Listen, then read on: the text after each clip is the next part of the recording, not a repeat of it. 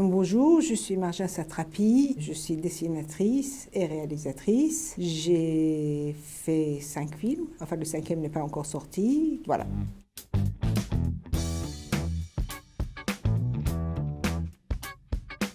Ça serait des Shop Around the Corner de Lubitsch. Non seulement c'est un maître de transition, mais c'est un maître d'essence et de l'élégance. Il arrive à traiter les sujets les plus graves en étant comme ça très léger. Je me lasse jamais de voir et de revoir ses films. Ce qu'on appelle le Lubitsch Touch, c'est pas juste une expression, c'est vraiment, il a une façon de faire le cinéma comme personne d'autre l'a fait.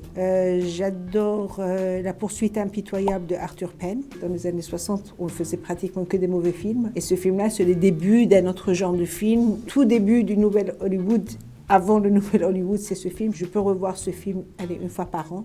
Ça me fait toujours très plaisir. Et mon 3e film, c'est le film Bruno de Sacha Baron Cohen. Je ne rigole jamais autant que quand je regarde ce film. En fait, c'est le Candide de Voltaire. On peut penser que c'est grossier, que c'est potage. C'est rien de tout ça. Dans Borat, comme dans Bruno, c'est à chaque fois, en posant des questions stupides, il met les gens face à leur stupidité. Donc c'est quelque chose qui est à la fois hyper courageux ce qu'il fait, et à la fois c'est super intelligent comment il le fait, et tout ça en me faisant rire autant. C'est le film que je regarde chaque année au Nouvel An. J'adore ce film.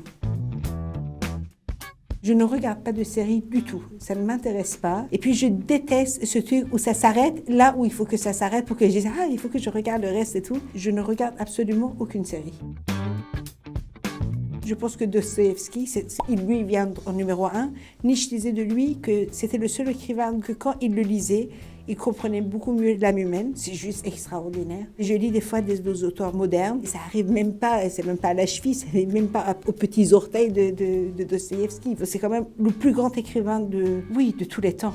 Je pense que Flaubert, c'est le plus grand écrivain français, parce que je pense que Flaubert comprend tellement l'être humain. C'est un homme, il n'a jamais connu de femme, etc. Mais quand il écrit Madame Bovary, il écrit beaucoup mieux la femme que beaucoup de femmes qui ont écrit sur les femmes. Et puis la façon aussi dont il utilise le français, il utilise le mot juste, la phrase parfaite. Il n'y a jamais, à aucun moment, où je peux lire une phrase, où je peux me dire « Ah, moi je ne l'aurais pas mis comme ça, ah, la phrase elle est trop longue, ah, gna, gna. »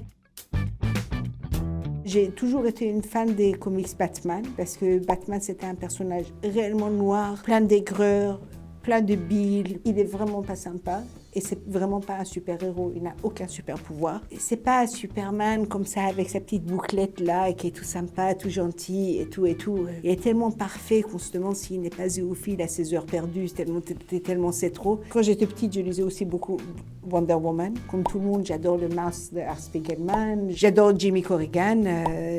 Les dessinateurs de bande dessinée américains, ils sont quand même extraordinaires. Le plus grand groupe du rock de tous les temps, c'est Led Zeppelin. Ils n'ont pas fait un seul album qui soit mauvais. Tout est bon. J'aime beaucoup l'album Painting Black des Rolling Stones, et j'aime beaucoup l'album Animals de Pink Floyd. Je sais, de nouveau, ça fait vraiment comme si j'étais hyper réac, que j'aimais que les choses qui se faisaient avant. En fait, j'aime bien tous les livres, les films, et la musique de quand même moi, j'étais pas née. Il y a beaucoup de copies, en fait, qui se font. Vous voyez, à un moment donné, il y avait les Strokes, et c'est une copie du rock qui a été fait, mais juste un peu arrangé différemment. La musique actuelle, oui, il y a des choses qui sont bien, mais je sais pas, Ariana Grande gagne des prix, et je regarde ça et je me dis, quand même, quoi. Non, vraiment pas. Je joue aux cartes, j'aime beaucoup jouer pour le fric, et j'aime beaucoup faire des paris. Je fais des paris sur tout. Je me fais du fric parce que je fais jamais des paris si je suis pas sûre de la réponse. Si je dois dire un truc très important, je pense que la culture, c'est le ciment de notre société. Si la culture disparaît d'une société, la société, elle se désagrège complètement.